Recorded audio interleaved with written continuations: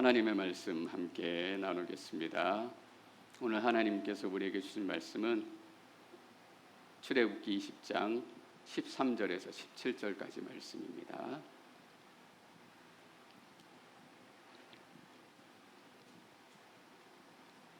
(20장) 13절에서 17절입니다. 저희가 한 목소리로 함께 읽겠습니다. 13절부터 시작.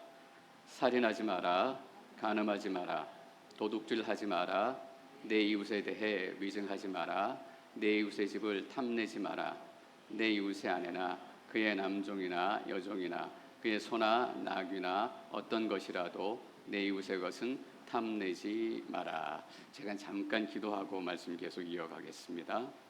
살아계신 하나님, 오늘 십계명을 마무리하려고 합니다.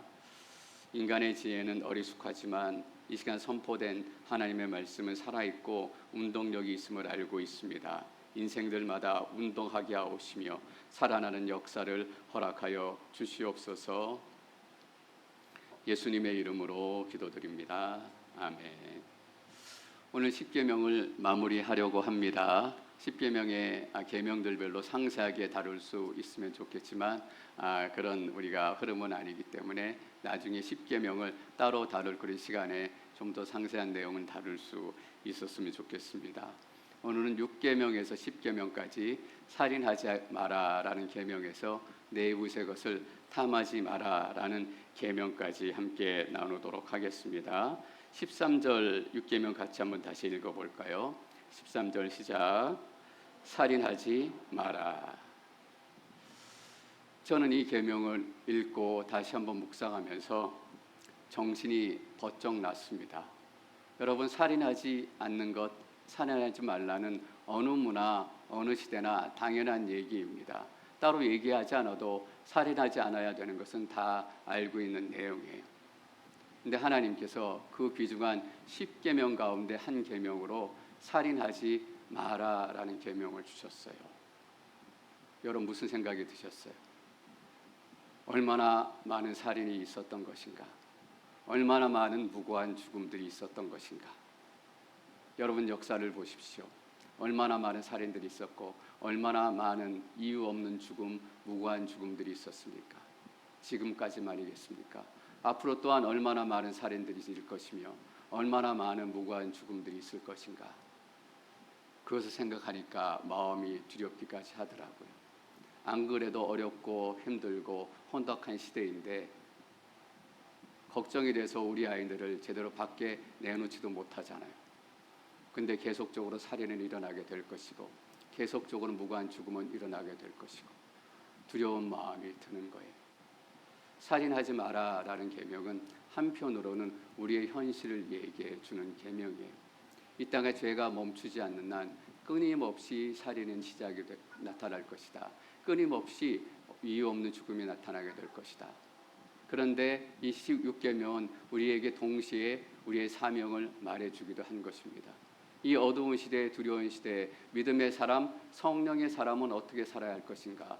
이 살인이 늘어나고 이유 없는 죽음들이 계속 일어날 것인데 믿음의 사람, 성령의 사람들이 두렵다고 그냥 있어야 하는가? 그렇지 않다라는 얘기입니다. 이 6계명 살인하지 마라라는 것은 현실을 얘기해 주기도 하지만 성령의 사람들의 사명, 어떻게 살아가야 되는 것인가, 그 모습에 대해서 얘기해 주기도 해요. 여러분, 사실 특별한 몇 사람을 빼고는 살인하는 사람이 없습니다. 사람을 누가 죽이겠어요? 다 물어보면 다른 건 몰라도 내가 사람을 죽이지는 않는다. 내가 파리 한 마리도 제대로 죽이기 어려운 사람인데 다른 계명은 몰라도 내가 이 6계명 살인하지 마라라는 계명만큼은 내가 철저히 지키고 있다라고 주장할지도 모르겠어요. 여러분, 그래서 10계명을 정확히 해석하기 위해서는 10계명의 바탕이 되는 정신을 우리가 잊지 말아야 돼요. 예수님께서 10계명에 대해서 정리해 주셨지 않습니까? 하나님을 사랑하는 법, 그리고 이웃을 사랑하는 법입니다. 나는 살인하지 않았다라고 말하는 사람이 있다면 당신은 이웃을 충분히 사랑했습니까? 라고 물어봐야 할 거예요. 그런 질문을 던진다면 아무도 자신 있게 대답하지 못할 거예요. 이웃을 사랑한다라고 얘기할 때 사랑이란 것이 무엇을 의미하는가? 드라마에서 말하는 사랑 말고, 소설책에서 말하는 사랑 말고, 하나님이 말씀하시고 성경이 말하는 사랑의 정의는 무엇인가? 사도 바울이 그 유명한 고린도전서 13장에서 사랑의 정의에 대해서 길게 정의를 내렸습니다. 다 읽을 필요가 없을 것 같습니다. 오늘은 한 구절만 읽어도 충분할 것 같아요. 고린도전서 13장 4절입니다. 함께 읽겠습니다. 시작. 사랑은 오래 참고 친절하며, 사랑은 시기하지 않으며, 자랑하지 않으며, 교만하지 않으며. 사랑은 결혼 기념일에 다이아 반지를 주고받는 것이 아니에요. 사랑은 같이 행복한 시간을 보내는 것이 아니에요. 사랑은 뭐라고 되어 있습니까? 오래 참는 것이래요. 사랑은 선물도 아니고 행복도 아니고 사랑은 오래 참는 것이다. patient. 옆에 영어를 보십시오. 다른 영어 번역에는 long suffering이라고 얘기했어요. 여러분 잘 보십시오. short suffering이 아니에요. 여기 대부분의 분들은 어느 정도 결혼 생활을 하신 분들이에요. 부부가 살아가면 미울 때도 있어요. 확 이혼해 버릴까 헤어지고 싶을 때도 있어요. 근데 부부가 사랑한다라는 것은 무엇입니까? 늘 행복하고 늘 기쁘고 늘 아름답다라는 뜻이 아닙니다. 부부가 사랑한다라는 것은 long suffering이에요. 미울 때도 있고 이혼하고 싶을 때도 있지만 오랫동안 그 고난의 시간, 고통의 시간을 참아내는 거예요. 또 뭐라고 되어 있습니까? Not give up, not giving up. 포기하지 않는 거예요. 다른 사람들은 다 포기해도 포기하지 않는 것입니다. 여러분 망나니 아들이 있습니다. 주위에 있는 사람들이 다 손가락질하고 저 인생은 망조가 났다, 앞으로 가망성이 없다라고 얘기하고 다 포기하려고 해요. 근데 어머니는 그 아들을 포기하지 않습니다. 아들에게 한 줄기 소망이 남아있다라고 믿기 때문일까요? 아닙니다. 가까이 있는 어머니가 누구보다 우리 아들한테는 소망이 없다라는 것을 더 잘 알고 있어요. 근데 not giving up. 왜 포기하지 않는 것일까? 어머니이기 때문이에요. 사랑하기 때문이에요. 여러분, 그래서 당신이 6계명 살인하지 말라 이 계명을 지켰습니까? 라고 묻는 질문은 이렇게 물어보는 질문일지도 몰라요. 당신의 어떤 죽은 인생이 살아날 때까지 오랫동안 참고 견딘 적이 있습니까? 무너진 인생이 다시 소망의 인생을 가지고 생명의 인생으로 바뀌어질 때까지 당신은 포기하지 않고 붙들고 그 영혼을 위해서 기도한 적이 있습니까? 전 여러분들이 그냥 지나가다 만난 분들이라면 이렇게 얘기하지 않을 거예요. 여러분들이 성령의 사람, 믿음의 사람이기 때문에 이렇게 말씀드리는 것입니다. 살인하지 마라라는 것은 단순히 칼을 들고 사람을 죽이지 않았다라는 것이 아니라 사랑하는 법이에요. 죽어가던 인생을 당신이 살린 적이 있습니까? 오랫동안 고난과 고통을 감내하며 기다린 적이 있습니까? 포기하지 않았습니까? 다른 사람들은 다 포기해도 하나님, 나는 저 영혼을 포기하지 않을 것입니다. 다른 사람이 다 떠나도 끝까지 나는 no give up. 포기하지 않고 그 영혼을 붙들고 기도할 것입니다. 근데 여러분, 예수님께서 그러셨더라고요. 예수님께서 오래 기다리시고 예수님께서 포기하지 않으셨더라고요. 저한테 그러셨어요. 오래 참으셨습니다. 제가 30살이 넘어서야 예수님을 인격적으로 만났어요. 많은 분들이 제가 목사로 사니까 원래부터 믿음이 좋았다라고 생각할지 모르겠습니다. 그렇지 않아요. 저 나름대로도 믿지 않는 가정에서 태어나서 믿음 때문에 스트러글하는 시간들이 있어요. 지금도 생각나는 장면이 있습니다. 대학교 다닐 때 캠퍼스에서 저희 친구들 몇 명, 그 친구들이 누구였는지 이름과 얼굴은 다 기억이 나지 않아요. 근데 그 대화 내용은 기억이 나요. 예수님을 조롱하고 교회에 다니는 사람들을 깎아내리고 경멸하고 그런 얘기를 친구들하고 나눴어요. 그런 얘기를 나누면서 나는 꽤 합리적이고 꽤 이성적이고 꽤 지적인 사람이구나 라고 내 자신을 흐뭇하게 바라보던 그 현장이 생생하게 기억이 나요.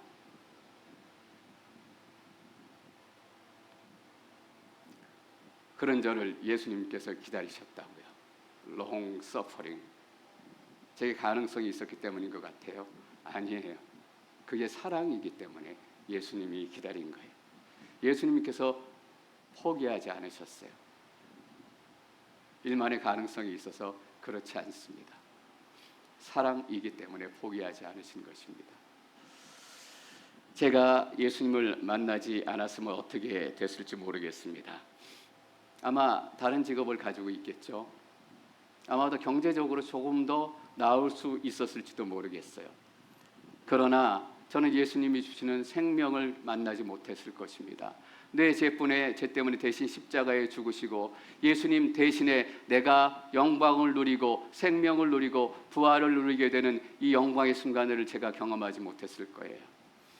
여러분, 하나님의 말씀을 증거하고 전한다라는 것이 얼마나 영광스러운 일입니까? 저 인생 하나로만 보면 얼마나 작고 보잘것이 없어요.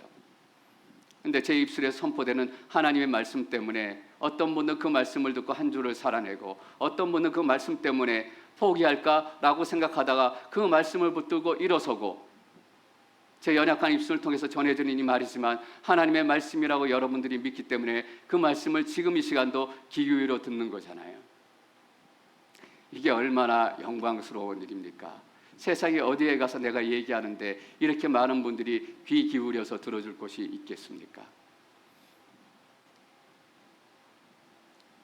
하나님 만나지 못했으면 장가도 못 갔을 거예요.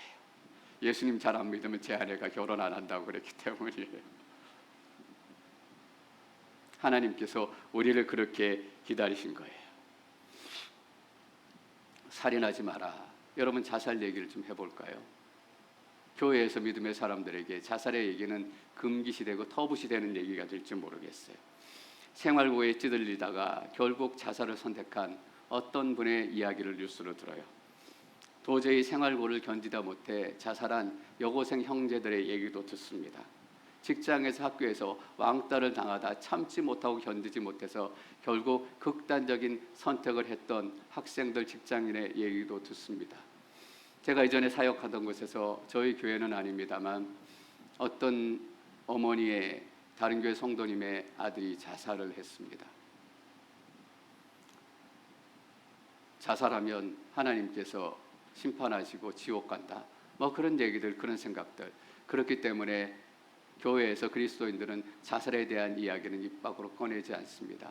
당연히 그 부모님도 아들이 자살하고 죽었다라는 얘기를 다른 사람들에게 얘기하지 않았어요. 이런 이야기를 듣는 와중에 제가 한 가지 표현을 듣게 됐어요. 생활고에 찌들려서 극단적인 선택을 했던 사람들, 왕따로 사람들의 괄시와 멸시 때문에 자살을 선택했던 사람들, 어른들이 팔았던 마약 때문에 마약이 중독이 돼서 나이가 얼마 되지 않았던 그 청년의 젊은 나이가 자살을 선택하게 됐던 것, 이것이 자살인가 사회적 타살인가 라는 것을 묻는 질문이었어요. 여러분의 생각은 어떠세요? 그 자살이에요? 사회적 타살이에요? 여러분, 이 사회적이라는 말이 너무나 좋은 말입니다. 왜냐하면 사회적이라는 말에 모두가 다 숨을 수 있기 때문이에요. 모두가 다 도망갈 수 있기 때문입니다. 그런데 여러분, 사회적이라는 말의 진짜 의미는 뭔지 아세요? 여러분이 그 죽음에 책임이 있다라는 것입니다. 여러분이 그 자살에 책임이 있다라는 거예요. 다시 한번 말씀드리지만, 믿음이 없는 분들이라면 이런 얘기 하지 않아요. 여기는 믿음의 사람이고 다 성령의 사람이고 십자가의 사람이다라는 것을 믿기 때문에 전 여러분들이 사회적 타살, 사회적 이름이라는 이름 안에 여러분이 숨지 않기를 원해요. 거기서 나오기를 원해요. 책임지시기를 원하는 거예요. 요한계시록 18장에 보면 요한이 이렇게 환상 중에 외쳐요. 여자에게서 나와라. 여자는 음녀를 얘기해요. 음녀는 바벨론을 얘기합니다. 바벨론은 세상을 얘기해요. 바벨론에서 나와라, 세상에서 나와라 라고 사도 요한이 외친다고요. 세상에서 나와라 라는 말의 뜻이 무엇입니까? 직장도 때려치고 학교도 때려치고 산속으로 들어가서 그냥 기도하는 몇 사람들이 모여서 그렇게 살아라, 거룩하고 아름답게, 그런 의미가 아닙니다. 하나님께 세상 속으로 교회를 보내셨다고요. 세상의 가치관과 세상의 시스템들, 세상의 사람들은 사회적이라는 말로 다 도망가고 숨지만 너의 믿음의 사람들, 성령의 사람들은 거기서 나와서 이 땅의 사회적 타살에 너희가 책임을 져라라는 것이에요. 이 설교를 준비하면서 저는 샌디에고 온누리교회 성도님들이 돈 많이 벌었으면 좋겠다라는 생각이 들었어요. 돈 많이 벌어서 세금 많이 내십시오. 억울한 죽음, 자살, 낙태, 안락사, 여러분 알고 계세요? 지금 사촌마다 한 명이 죽어가고 있대요. 굶어서. 세금 많이 내셔서 그 세금으로 그들을 돕는 데 사용하게 하시고, 그 후원으로 그들을 살리는 데 사용하게 하시고, 여러분 투표하시잖아요. 그런 정책을 세우고 그런 입안을 세우는 정치인들을 선택하고 후원하시고 그들을 향해서 투표하십시오. 샌디에고 온누리 교회 안에 혹시 소외된 분들이 계신 것은 아닌가? 샌디에고 온누리 교회 안에 왕따가 있는 것은 아닌가? 우리의 자녀들이 차세에 대해서 너무나 아름답게 성장하고 있고 예배드리고 있습니다. 얼마나 감사하는지 모르겠어요. 그러나 자신들도 모르는 사이에 서로 왕따하고 서로 소외시키고 그런 일들이 나타나고 있는 것은 아닌가? 여러분, 우리가 책임져야 돼요. 우리의 자녀들을 살피고 우리의 예배를 살피고 우리의 성도를 살피고. 살인하지 말라. 단순히 당신이 칼을 들었냐라고 묻는 것이 아니에요. 다른 사람들의 회복을 위해서 그렇게 오랜 시간 동안 고통을 참은 적이 있는가라고 질문하는 거예요. 다 포기한 한 사람을 위해서 당신만은 포기하지 않고 그 인생을 붙들고 있느냐라고 묻는 거예요. 여러분, 다 포기해도 목사는 포기하지 말아야 되잖아요. 다 포기해도 장로 권사는 포기하지 말아야 되잖아요. 다 포기해도 집사는 포기하지 말아야 되잖아요. 다 포기해도 기도하는 사람들은 포기하지 말아야 되잖아요. 다 포기해도 샌디에고 온누리 교회 성도들은 포기하지 말아야 되잖아요.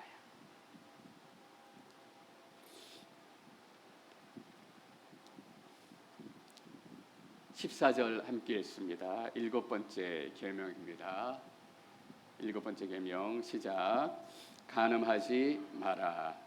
7번째 계명입니다. 너무나 간단한 계명이죠. 그런데 이 계명의 중요성은 아무리 강조해도 지나치지 않습니다. 왜냐하면 이 7번째 계명만큼 이 시대에 무시되고 있는 계명이 없기 때문입니다. 누가 이 시대에 이 계명을 심각하게 받아들이겠습니까? 근데 여러분 기억하시기 바랍니다. 남편과 아내, 결혼, 가정은 문화의 유산물이 아니에요. 역사와 전통으로 만들어낸 것이 아닙니다. 남편과 아내는 하나님께서 창조하신 거예요. 결혼은 졸업식하고 달라요. 졸업식은 사람이 만든 거예요. 승진식은 사람들이 만든 것입니다. 그런데 결혼식은 하나님이 만든 거라고요. 하나님께서 아담과 하와를 지으시고 제일 처음 주신 게 뭐예요? 가정이에요. 가정은 무엇입니까? 하나님 나라의 시작이기 때문이에요. 가정은 이 시대에 허락되어진 하나님의 교회를 향하는 첫 출발점이기 때문이에요. 사도 바울은 이렇게 얘기했습니다. 에베소서 5장 31절 32절 함께 읽습니다. 31절 시작.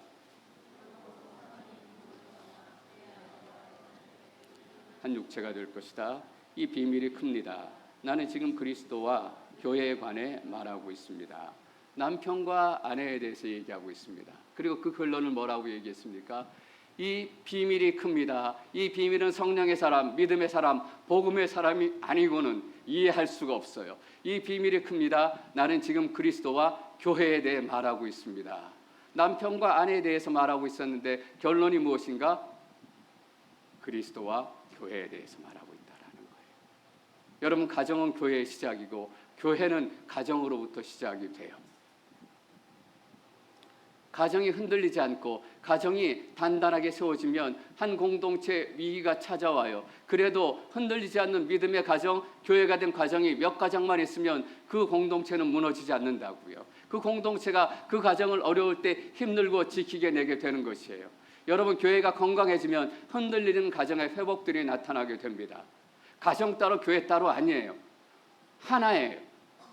교회가 회복되면 가정이 회복되고 가정이 회복되면 교회가 건강해지고 이 비밀이 큽니다. 이것이 하나님의 축복이에요.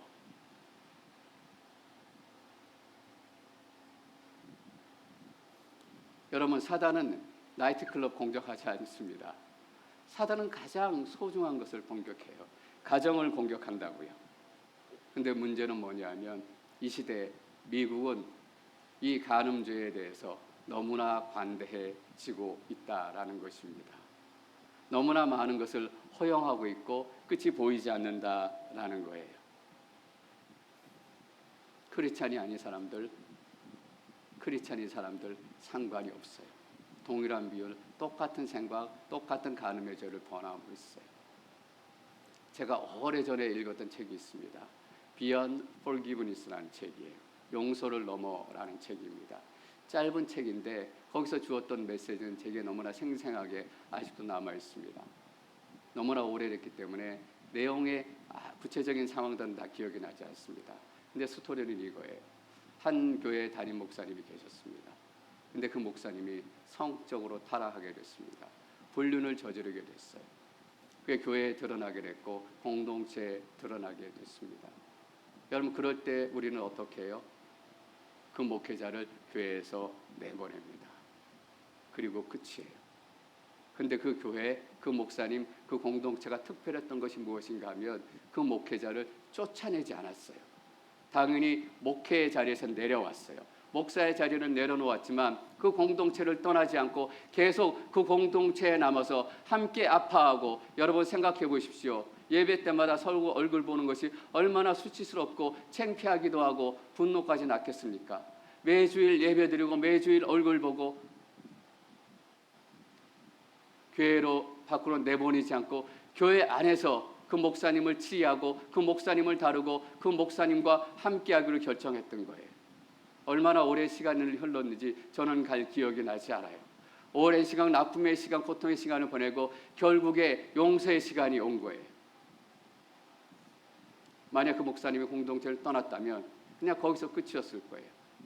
그래서 Beyond Forgiveness예요. 용서를 넘어. 단지 용서가 아니라 그 무너진 목사님과 공동체가 하나님의 은혜 안에서 용서를 넘어 회복을 경험하게 되고 치유를 경험하게 되고 다시 살리시는 하나님의 부활을 경험하게 된 것이에요.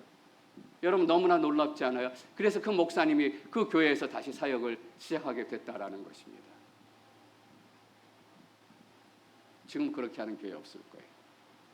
한국뿐만 아니라 미국 교회 목사님들도 가끔 성적인 문제 때문에 무너지고 타락하고 죄를 범하고 그래서 교회에서 나가게 되는 그런 뉴스들을 종종 듣습니다. 여러분, 많은 경우에 어떤지 아세요? 많은 경우에 한 2년쯤 지나면 어느 곳을 가서 다시 목회를 시작하고 있습니다. 2년이라는 시간이 짧다 길다 그건 모르겠어요. 그리고 그 사이에 어떤 일이 있었는지 제가 다 알 수 없기 때문에 한 잣대로 모든 것들을 평가할 수 없어요. 근데 제가 느끼게 되는 것은 이것입니다. 목회자들도 간음죄에 대해서 그렇게 관대한 마음을 가지고 있구나라는 것입니다. 1년이 지나고 2년 지나고 조금 얼굴만 가려지면 다시 목회를 시작하고, 여러분 목살도 잃을 정도인데 주일날 한 번 와서 예배드리는 여러분들 썬데이 크리스찬들은 어떻겠어요? 저는 왜 그 교회가 그런 특별한 결정을 내리게 됐는지 생각을 해봤습니다. 왜 그런 결정을 내릴 수 있었고 내려야 했는가? 죄의 무서움을 알고 있었기 때문이에요. 죄의 처참을 알고 있었기 때문이에요. 죄의 심각성을 알고 있었기 때문에 이 죄를 가볍게 여기고 쉽게 결정할 수 없었던 거예요. 이 죄는 우리가 예수 그리스도 안에서 진정으로 다루고 심판하고 끊어내지 않으면 회복될 수 없다라는 것을 알고 있었기 때문에 어려운 길을 간 거예요. 이렇게 해서 우리가 죄를 진정으로 이겨내고 죄를 심판하고 죄에게 끝장을 내자라는 마음을 갖게 된 거예요. 여러분, 왜 2년 만에 다시 나타날까? 이 간음죄를 심각하게 생각하지 않았기 때문입니다. 미국은 세상의 어떤 나라보다 이 간음죄에 대해서 관대한 나라가 됐습니다. 미국을 크리스찬 국가, 미국 목사님들이 이렇게 설교하는 거 들었어요. 코웃음밖에 나오지 않습니다. 자기 자랑밖에 되지 않는 것 같아요. 미국이 무슨 크리스찬 국가예요? 이렇게 음란하고 이렇게 더럽고 이렇게 추잡한데.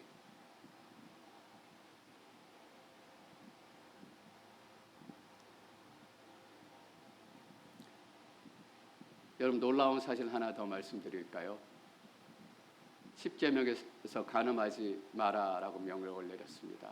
신약 시대에 가서 1500년쯤 지나고 또 문화도 발달이 되고 또 많은 일들이 일어났으니까 신약 시대에는 이 죄가 좀 가볍게 다루어졌겠지? 아닙니다. 놀라운 사실은 이 간음하지 마라라는 이 제목은 신약 시대에 와서 더 무겁게, 더 심각하게, 더 철저하게 다루어지고 있어요. 예수님께서 뭐라고 말씀하셨어요?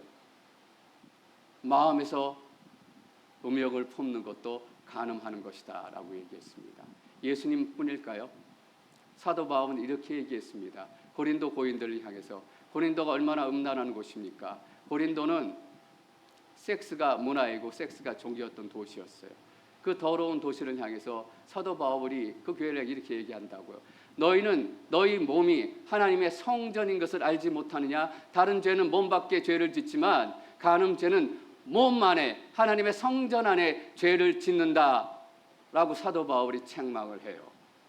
다른 죄는 모르겠어요. 그런데 간음죄는 신약 시대에 와서 믿음의 선배들이 더 심각하고 더 철저하고 더 신중하게 다뤄봤다라는 거예요. 전 여러분들 안에 부디 이런 죄의 흔적들도 남지 않기를 축원합니다. 문화가 죄를 결정하지 않습니다. 문화가 죄의 크기를 결정하지 않아요. 죄는 말씀이 결정하는 거예요. 죄의 심각성과 무게는 하나님의 말씀이 결정하는 거예요. 여러분, 간음하지 말라라는 것은 무엇입니까? 가정을 지키라라는 말씀이에요. 그냥 바람 피지 말라라는 것이 아니라 가정이 진정한 교회가 될 수 있도록, 진정한 기도의 자리가 될 수 있도록 가정을 건강하게 지켜나가라라는 것입니다. 그래서 교회를 향하게 하고 교회가 어려울 때 이 가정이 세워지는 그런 역사를 기대하는 것입니다. 8번째 계명 함께 읽겠습니다. 15절입니다. 시작. 도둑질 하지 마라. 이 계명도 너무나 간단합니다. 훔치지 말고 강도질하지 말라라는 것입니다. 강도질하지 말라, 도둑질하지 말라, 우리가 살인하지 말라라는 계명을 나누었을 때 똑같은 질문을 던져야 될 것입니다. 남의 것을 빼앗지 않았다, 도둑질하지 않았다, 내가 내 이웃을 내 몸과 같이 사랑한 것인가? 라는 질문 앞에 선 것이에요. 분명히 그것만 가지고는 충분하지 않아요. 사도 바울은 도둑질하지 말라라는 이 계명을 이렇게 해석을 했습니다. 에베소서 4장 28절입니다. 함께 읽습니다. 시작. 도둑질하는 사람은 더 이상 도둑질하지 말고 도리어 가난한 사람에게 나눠줄 것이 있도록 자기 손으로 선한 일을 해 수고의 땀을 흘리십시오. 도둑질하는 사람은 더 이상 도둑질하지 말고 도리어, 거기서 끝내지 말아야 한다는 것이죠. 가난한 사람들에게 나눠줄 것이 있도록 자기 손으로 선한 일을 수고해 땀을 흘려라라는 것입니다. 여러분, 왜 장사하세요? 왜 땀 흘려 일하세요? 왜 땀 흘려 열심히 노동하십니까? 제가 직장 생활할 때 아침 7시에 시작해서 밤에 12시에 퇴근하는 일들이 너무나 많았어요. 힘들게 일했다고요. 열심히 일했고.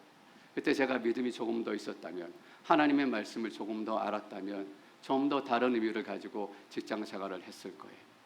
여러분, 우리가 왜 일해야 돼요? 사도 바울이 분명히 얘기해요. 우리가 땀 흘리고 수고하며 일하는 것은 가난한 사람들에게 나눠줄 것이 있도록 하기 위해서예요. 자동차도 사고 집도 사고 먹을 것도 사고 좋은 옷도 사고 그런 것도 필요하겠죠. 그런데 일하는 궁극적인 목적은 무엇인가? 가난해서 가진 것이 없는 사람들에게 자기 손으로 나누어 줄 것이 있도록. 여러분, 부자가 되셨으면 좋겠습니다. 그래서 많은 것들을 나누시는 분들이 되셨으면 좋겠어요. 제가 고린도 전서를 묵상하면서 충격받은 구절이 있어요. 이 구절입니다. 이스라엘에 있는 예루살렘의 교회가 너무 어렵게 됐습니다. 흉년이 들었고 기근이 들었는지 너무 어렵게 돼서 돕지 않으면 안 됐어요. 그래서 사도 바울이 고린도 교회를 방문하는 김에 헌금을 모아서 예루살렘 교회에 갖다 주고 싶었어요. 방문하기 전에 고린도 교회에 사도 바울이 이렇게 얘기해요. 매주 첫날에 여러분 각자의 수입에 따라 저축해서 내가 갈 때 헌금하는 일이 없게 하십시오. 저는 목사이지만 다른 사람들을 돕기 위해서 저축했던 적은 없었던 것 같아요. 가능하면 목회자니까 나누려고 했고 도우려고 했고 함께 하려고 했던 건 맞습니다. 그런데 있으면 도왔고 없으면 못 도왔고, 그런데 다른 사람을 돕기 위해서 저축했던 적은 없었던 것 같아요. 우리는 차를 사기 위해서 따로 돈을 저축해요. 더 크게는 집을 사기 위해서 돈을 저축합니다. 여러분, 다른 사람을 돕기 위해 돈을 저축하신 경험이 있습니까? 여러분, 도둑질하지 말라라는 계명의 정신은 이것입니다. 가난한 사람들에게 나눠주기 위해서 땀 흘려 열심히 일하십시오. 그리고 내 이웃을 돕기 위해서 따로 떼어 저축하십시오. 이것이 내 이웃을 내 몸과 같이 사랑하는 법입니다. 여러분, 가장 나쁜 사람이 누군지 아세요? 돈을 빼앗는 사람도 나쁜 사람이에요. 근데 가장 나쁜 사람들은 다른 사람들의 꿈을 빼앗는 사람들이에요. 다른 사람들의 소망을 빼앗는 사람들이에요. 다른 사람들의 은혜를 빼앗아 가는 사람들이에요. 제가 회사들의 신입사원이 열떴던 것 같아요. 우리 과장님이 고등학교 졸업할 때 얘기를 해주셨어요. 학력고사를 봤죠. 그때는 학력고사였으니까 어느 학교에 합격이 됐다라는 소식을 듣고 등록금을 내러 간 거예요. 지금 같으면 온라인으로 다 냈겠지만 그때는 직접 봉투에 뭐 50만 원이든 60만 원이든 넣어가지고 직접 가서 냈다고요. 고속버스를 타고 가다가 이제 그 휴게소에 내려서 화장실에 가게 됐어요. 뒤에 뒷주머니에 봉투를 꽂고 볼일을 보고 있는데 뒤에 누가 와가지고 봉투를 쑥 뽑아가려 그랬어요. 볼일을 보다가 쫓아갈 수도 없고. 여러분, 한 소년의 꿈을 빼앗아 간 거잖아요. 단순히 도둑질이 아니에요. 그럼 예수님께서 예루살렘 성전에 가셨습니다. 성전에 가셔서 성전에 들어가셔서 성전을 뒤엎으셨습니다. 사람들을 뒤엎고 다 내쫓았습니다. 채찍으로 만들어 사람들 쫓기도 하고 혼내기도 하고, 그 장면에 대해서 요한은 이렇게 한 구절 기록을 하고 있습니다. 요한복음 2장 16절 말씀입니다. 2장 16절 함께 읽습니다. 시작. 그리고 비둘기 팔던 사람들에게 말씀하셨습니다. 이것들 여기에서 치워버려라. 내 아버지의 집을 장사하는 집으로 만들지 말라. 마태복음에는 똑같은 사건을 강도의 굴열, 강도의 소굴로 만들지 말라라고 마태는 기록을 했습니다. 사람들이 제물을 드리고 특별한 유월절이나 명절이 되면 지방 곳곳에서 예루살렘 성전으로 옵니다. 소도 끌고 오고 양도 끌고 오고 여러 가지 제물을 데리고 와요. 그리고 제물을 하나님 성전 앞에 드립니다. 성전에 드리기 전에 해야 될 일이 하나가 있어요. 제사장이 그 제물을 보고 오케이라는 사인이 나야 돼요. 제사장이 노 하면 그 제물을 드릴 수 없어요. 근데 제사장이 계속 노 하는 거예요. 왜냐하면 그 성전에 소를 팔고 양을 팔고 여러 가지 동전을 바꾸고 자기들 하수인이 있었기 때문이에요. 하수인이라기보다는 결탁한 사람들이 있었어요. 노 하면 그 양들을 사야 됐어요. 그 소를 사야 됐어요. 여러분, 지금도 대목이면 호텔 값이 몇 배나 올라갑니다. 6월절에 한꺼번에 많은 사람들이 각 지방에서 한꺼번에 모이면 양의 값이 얼마나 올라갈까, 소의 값이 올라갈까, 얼마인지는 정확히 모르겠어요. 10배, 20배, 80배까지 제가 어디서 기록을 본 적이 있어요. 그랬을 법하기도 해요. 여러분, 오늘 말씀 잘 보십시오. 소가 훨씬 비싸죠. 소를 파는 사람들이 훨씬 많은 이득을 남겼을 거예요. 양이 훨씬 비쌀 거 아니에요. 양을 파는 사람들이 훨씬 많은 착취를 했을 거 아닙니까? 근데 소 파는 사람들은 없고 양 파는 사람들은 없고 그들에게 얘기했다가 아니라 비둘기 팔던 사람들에게 말씀하시는 거예요. 내 집을 장사하는 집 강도의 굴열로 만들지 말라. 여러분, 왜입니까? 비둘기는 양을 드리지 못하고 소를 드리지 못하는 가난한 사람들이 마지막에 드리는 제물이었다고요. 여러분, 한번 생각해 보십시오. 하루 품삯 팔아서 하루 먹고 사는 사람들, 하루 쉬면 하루 굶을 것을 걱정해야 되는 사람들이 6월절이 됐습니다. 6월절이 됐으니 나도 예루살렘 성전에 가서 하나님의 은혜를 누리고 다른 사람처럼 기도하고 예배하고 찬양하고 싶습니다. 그래서 며칠 굶을 것을 각오하고 며칠 길을 걸쳐가지고 온다고요. 근데 그 사람들이 드릴 재물을 속여서 비싸게 파는 거예요. 가난한 사람들의 은혜를 빼앗고, 가난한 사람들의 기대를 빼앗고, 가난한 사람들의 소망을 빼앗고, 그래서 예수님께서 양을 파는 사람들의 상을 엎으신 것이 아니라 비둘기를 팔던 사람들에게 가신 것을 특별하게 기록한 거예요. 강도가 뭡니까? 빼앗는 사람이고 도둑질하는 사람이에요. 가난한 사람들의 희망을 빼앗는 거예요. 가난한 사람들의 꿈을 빼앗는 거예요. 가난한 사람들의 은혜를 빼앗는 것입니다. 여러분, 저 장사하는 곳이 성전이 어디였습니까? 이방인의 뜰이라고 얘기하는 곳이었어요. 이방인들은 성전에 들어가고 싶어도 더 들어갈 수가 없었다고요. 왜냐하면 이방이기 때문에. 맨 끝에 있는 이방의 뜰이라는 그곳에만 들어가서 거기서만 기도하고 하나님 만날 수 있었어요. 근데 이방인의 뜰에 기도하러 왔어요. 예배 드리러 왔어요. 근데 어떻게 되고 있어요? 장사치들이 거기 모여서 사고 파는 사람들이 북적북적해갖고 기도할 수 없어요. 예배할 수 없어요. 여러분, 여기서 이방인들은 어떤 사람이에요? 자기 믿었던 종교를 버리고 자기가 살았던 삶의 시스템을 버리고 외로이 내가 한번 하나님 믿어보겠습니다, 외로이 하나님 믿겠다고 예루살렘 땅에 와가지고 하나님을 예배하기를 결단한 사람들이에요. 이 땅의 나그네와 같은 사람들이라고요. 아무도 의지할 것이 없는 사람들이라고요. 내가 하나님 앞에 한번 기도해 보겠습니다 라는 그 소망 외에는 없는 사람들이었어요. 근데 이방인들, 나그네들의 꿈을 뺏어가고 소망을 뺏어가고 은혜를 뺏어가고 예배를 뺏어간 거예요.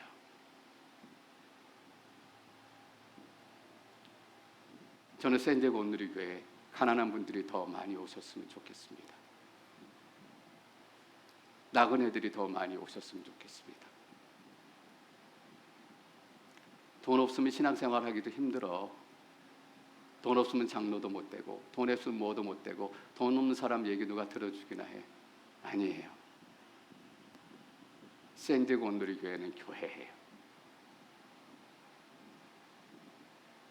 돈도 없고 아무것도 내세울 것도 없고 가진 것도 없지만 오직 하나님만 바라고 온 하나님의 백성들이, 하나님이여, 하나님의 백성들이 이 성전에서 하늘을 향해 기도하면 하나님께서는 하늘에서 그 기도를 들으시고,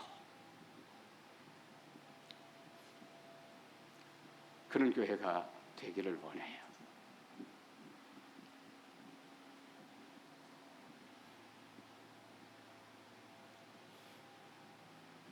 우리는 샌디에고 온누리교회는 그런 교회가 될 줄 믿습니다.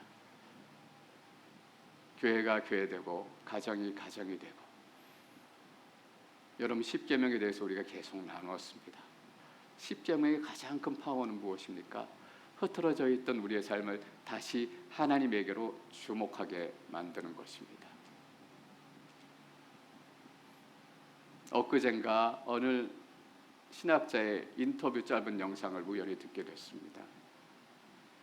그분이 이런, 어디서 보신 책에서 보신 것 같은데 이런 얘기 하시더라고요. 한 교부가 있었습니다. 교부에게 제자가 와서 물었어요. 스승님,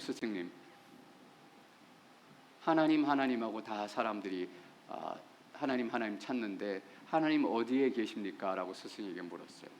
스승이 제자에게 이렇게 대답을 했습니다. 다 하늘을 올려다보고 하나님 찾는데 하나님은 거기 계시지 않는다. 하나님은 내 발밑에 계신다라는 거예요. 여러분, 맞아요. 우리가 탐욕에 대해서 나누지 못했습니다. 탐욕을 깨뜨릴 수 있는 방법은 무엇입니까? 깨뜨리는 거예요. 드리는 거예요. 나눔이에요. 나의 발밑을 보는 거예요. 여러분, 내 밑을 보는 사람들은 연약한 사람들 보이고 약한 사람들 보이고 나보다 측은한 사람들 보이고. 탐욕을 막을 수 있는 유일한 방법이 무엇입니까? 여러분의 뚝을 허물어뜨리는 거예요. 여러분의 꽁꽁한 인생의 뚝을 깨뜨리는 거예요. 제 목사이지만 어떨 때 헌금하기 어려울 때가 있어요. 야, 이 헌금을 하면 너무 우리 재정이 타이트한데, 한 달 살기가 너무 빠듯한데, 갈등이 된다고 마음도 답답하고. 그럴 때 하나님 어떡할까요? 그는 기도하면 하나님께서 마음에 확 뭔가를 주세요. 그래서 그냥 내자, 드리자, 이런 마음으로 헌금을 딱 드린다고요. 드리면 어떤 마음인 줄 아세요? 뭔가 내 인생을 가두고 있던 뚝이 딱 터지는 것 같은 느낌이 든다. 내 인생을 꽁꽁 메고 있던 어떤 묶임이 확 떠나가는 진짜 느낌이 든다고요. 여러분 탐욕을 깨뜨릴 수 있는 방법은 하나예요. 여러분 인생의 뚝을 깨뜨리십시오. 여러분의 재정의 뚝을 깨뜨리십시오. 후원하시고 돕고 섬기시고 세금 내시고 하나님께서 하나님의 나라를 이루어가기를 원하십니다. 이웃을 사랑하는 법, 이것이 이웃을 사랑하는 법입니다. 이웃을 사랑하는 샌디에고 온누리교회가 되기를 소망합니다.